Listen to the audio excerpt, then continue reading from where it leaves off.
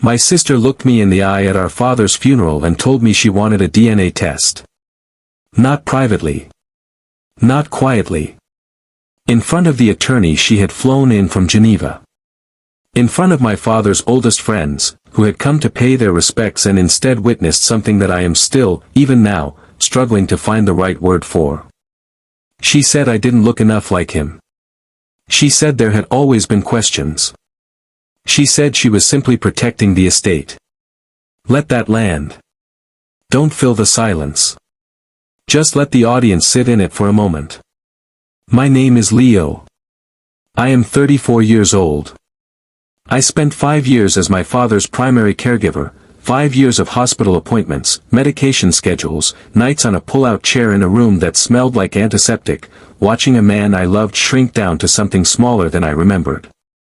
5 years while my sister, Sarah, lived in a glass apartment in Geneva and sent birthday cards with the wrong date on them. She showed up 4 days before he died. She left 2 days after the funeral. She came back 3 weeks later with a lawyer and a demand for a DNA test. So I agreed to one. I want to be very precise about what happened next. Because the results did not just confirm what I already knew about myself. They confirmed something about Sarah that nobody in that room, including her, was prepared to hear. And because of a single clause written into my grandfather's original trust 30 years ago, the test my sister demanded to take my inheritance away became the exact mechanism that removed hers entirely. She built the instrument. She handed it to me. She had no idea what it was. If you've ever had someone question who you are just to get something they wanted, drop a comment.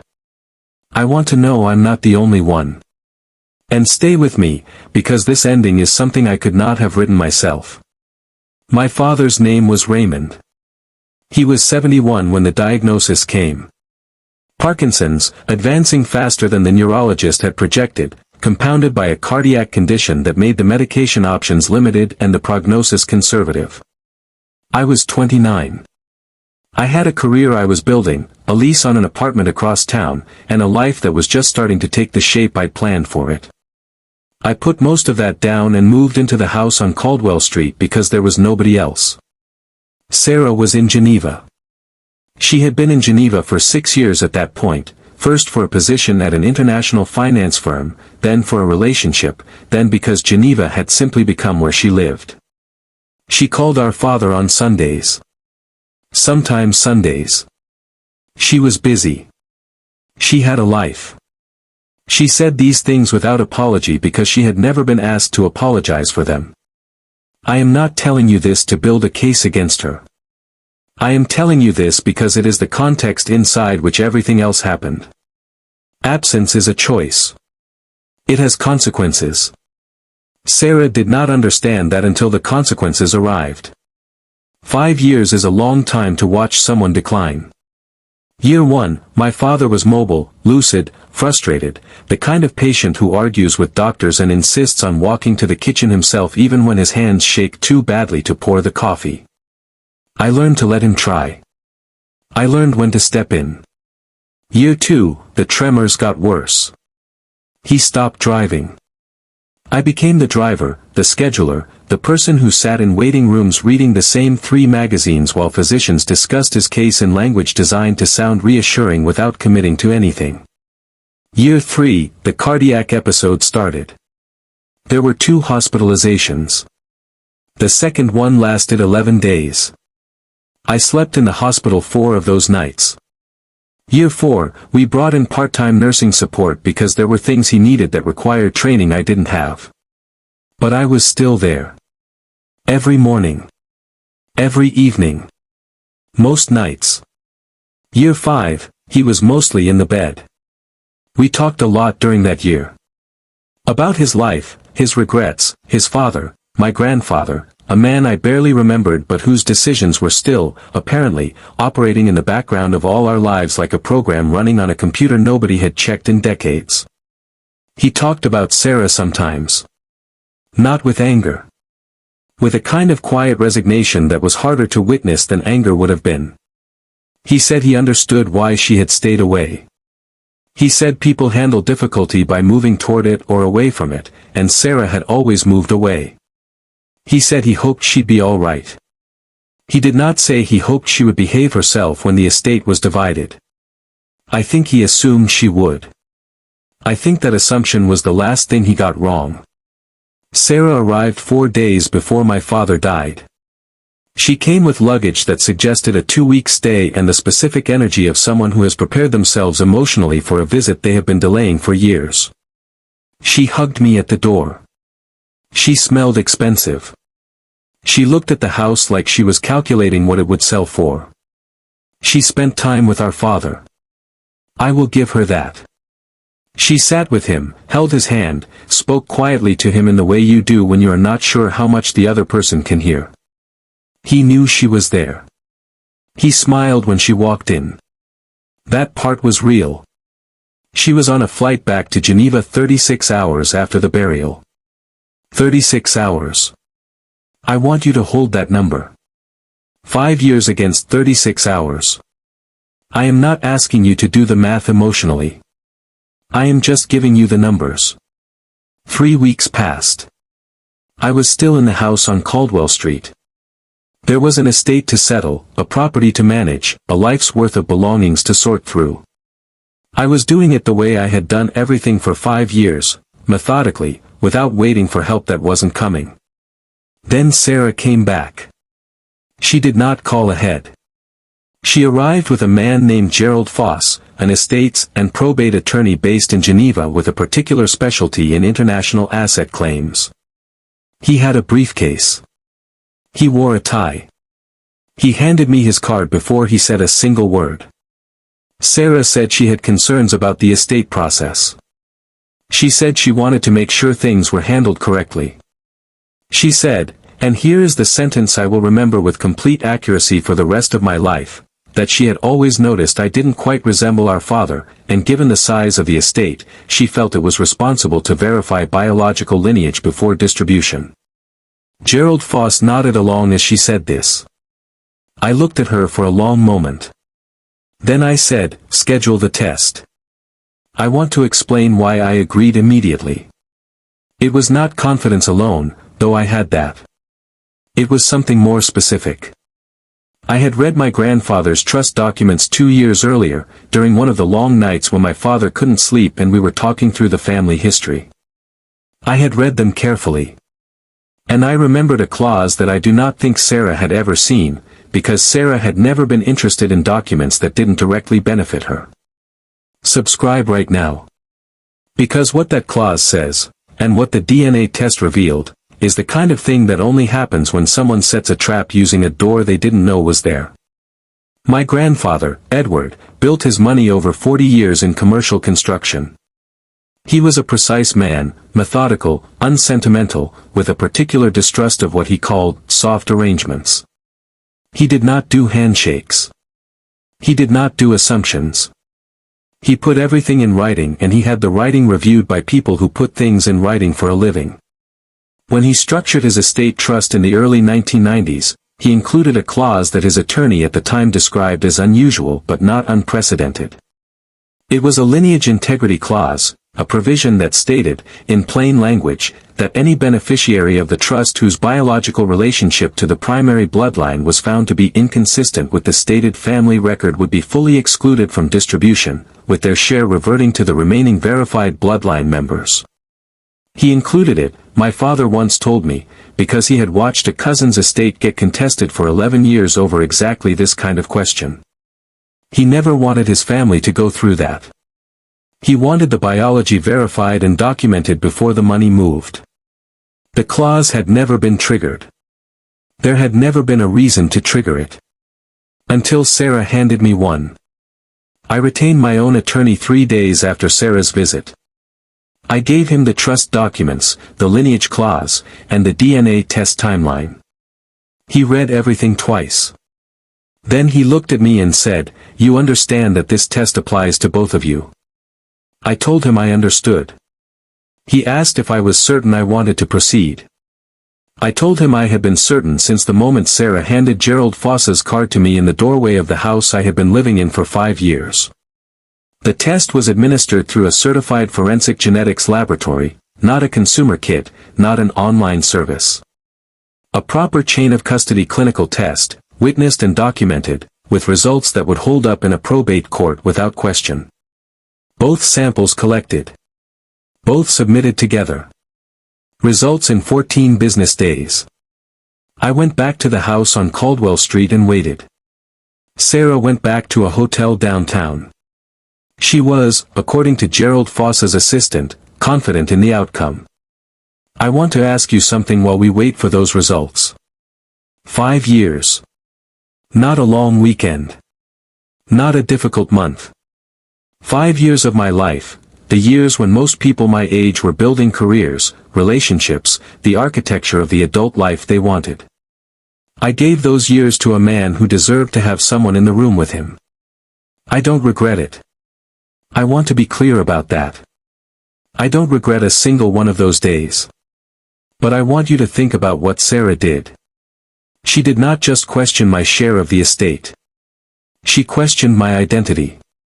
She looked at me, her brother, the person who had been in that house every day while she was in Geneva, and she decided that the most efficient way to get a larger piece of a $5 million estate was to suggest, in front of witnesses, that I might not actually be who I am. If someone you loved doubted your very existence just to get a check, would you ever speak to them again? Subscribe if you believe some bridges are meant to be burned. Because what those results showed is something that cannot be unread, unheard, or undone. And I think you deserve to know how this ends. Hit subscribe and turn on notifications. The results are coming, and the last 5 minutes of this story is unlike anything I have seen in a probate attorney's office.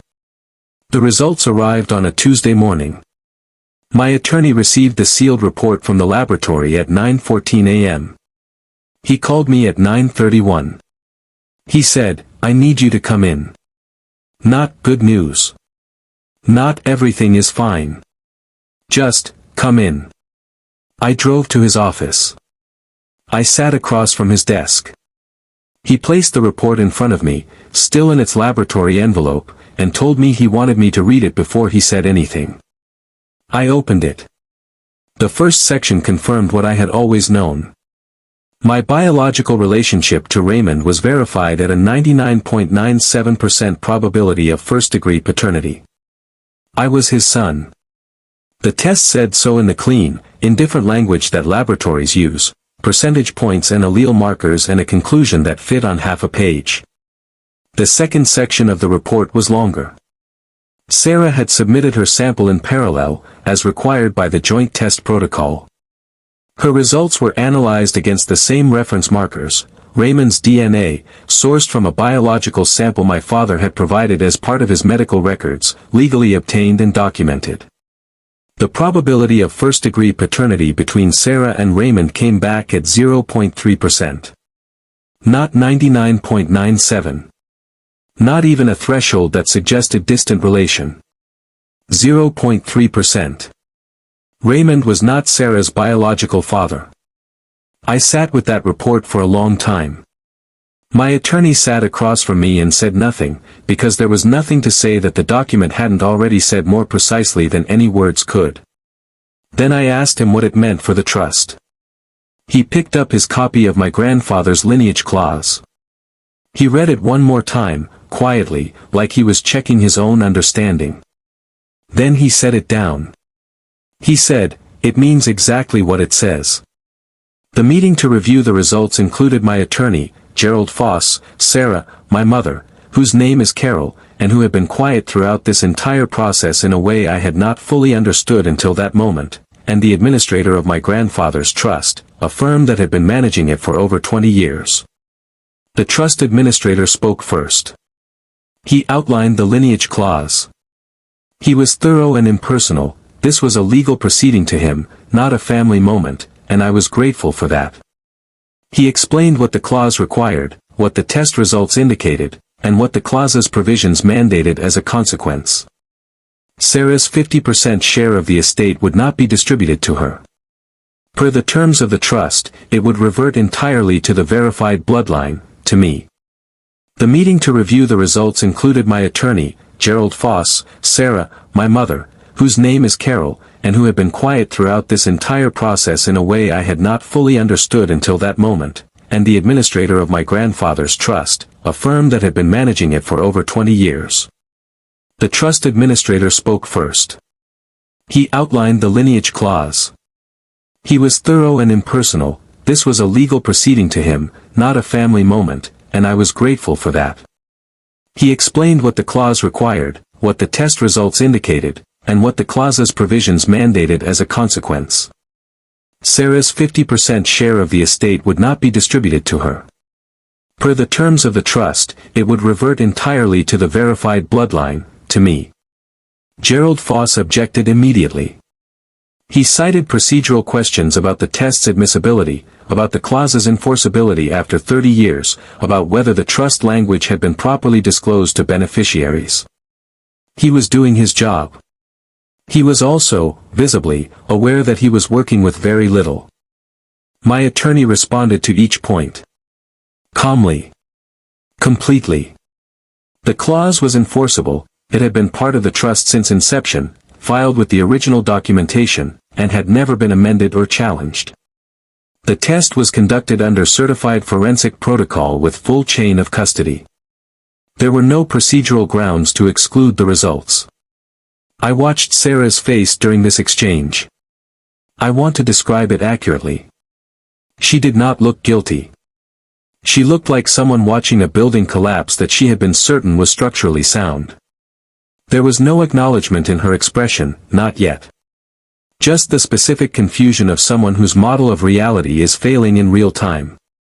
Then my mother spoke. Carol had been sitting at the end of the table with her hands folded and her eyes on the surface in front of her. When she spoke, her voice was steady, the steadiness of someone who has been preparing for a moment for a very long time and has finally run out of ways to postpone it. She said Sarah's biological father was a man she had been involved with briefly during a period of difficulty in her marriage to Raymond. She said Raymond had known for years, and had chosen to raise Sarah as his own because that is what he wanted to do. She said she had never told Sarah because she had believed the information would cause more harm than good. She said she was sorry. The room was completely silent. Sarah looked at her mother. Then at the table. Then at nothing in particular. Gerald Foss closed his briefcase. There is something I did not say in that meeting. Something I have not said to anyone until now. During that 5th year, during one of the long nights when my father couldn't sleep and we would sit in the kitchen and talk because there was nothing else to do, he told me he knew about Sarah. He didn't frame it as a confession. He said it the way he said most things in that final year, plainly, without decoration, like a man settling his accounts. He said he had known since Sarah was 3 years old. He said he had made a decision and he had never questioned it. He said she was his daughter in every way that he had chosen to count. He said he hoped the trust situation would not become complicated. I asked him why he hadn't updated the trust to account for it. He was quiet for a moment. Then he said he had considered it, but that changing the trust would have required an explanation, and the explanation would have required telling Sarah, and he had never been able to find the moment that felt right for that conversation. He looked at me and said, I suppose the moment will find itself. This is the emotional center of the story. Not the money. Not the clause. This moment. A dying man who protected everyone, including the daughter who questioned his other son's birthright. Let the audience feel the weight of that. I did not tell Sarah what he said to me that night. I have thought about whether I should have. I have landed, repeatedly, on the same answer. She came back from Geneva with a lawyer to question whether I was Raymond's son. She made that choice with full knowledge of what it would mean if she was right. She did not make that choice out of grief or confusion. She made it out of calculation. The test she demanded revealed the truth. All of it. I am not responsible for what that truth contained. The estate settled 4 months later. The process was not fast, but it was clean, the trust documentation was airtight, the test results were unambiguous, and Gerald Foss, after one further letter that went nowhere, stopped filing objections. The house on Caldwell Street came to me. The investment portfolio came to me. The liquid assets came to me. The full estate, $5 million, and the life my father had built over 71 years, was distributed to the one biological child his own father's trust had required. Sarah returned to Geneva. We have not spoken since the meeting. My mother called me twice in the months that followed. The first call was an apology. The second was a question about whether I would consider maintaining a relationship with Sarah going forward. I told her I would think about it. I am still thinking about it. I say that without drama. It is simply true. Some decisions do not have a deadline, and I am not in a rush to reach one. What I keep returning to is not the money. The money is significant and I am not going to pretend otherwise. But what I keep returning to is the specific quality of what Sarah did. She did not challenge the will on procedural grounds. She did not contest the executor's conduct. She did not raise any of the legitimate questions that a suspicious beneficiary might reasonably raise. She looked at her brother, a person she had known her entire life, and decided the most strategic move was to suggest he was not who he was. She used my identity as a legal instrument. And the instrument, when it was actually examined, turned on her. Looked directly into the camera. No music. Just this: my father chose to love her anyway. For 30 years, knowing what he knew, he chose it every single day. I think about that more than I think about the estate. He was a better man than the situation required him to be. I am still deciding what kind of man the situation requires me to be. I am telling you this because I think there is something in it beyond the outcome. Something about what it costs to question a person's identity for financial gain, not just legally, not just in terms of what the trust clause returned, but in terms of what you lose in the room when you do it. There are things you cannot take back. Not with an apology. Not with a settlement. Not with time. Sarah knows that now. The test she ordered confirmed it. If this story meant something to you, share it with someone who needs to hear it. Subscribe if you're new, because every week I bring you a story about what happens when people finally stop accepting less. The next one is already coming. I'll see you there.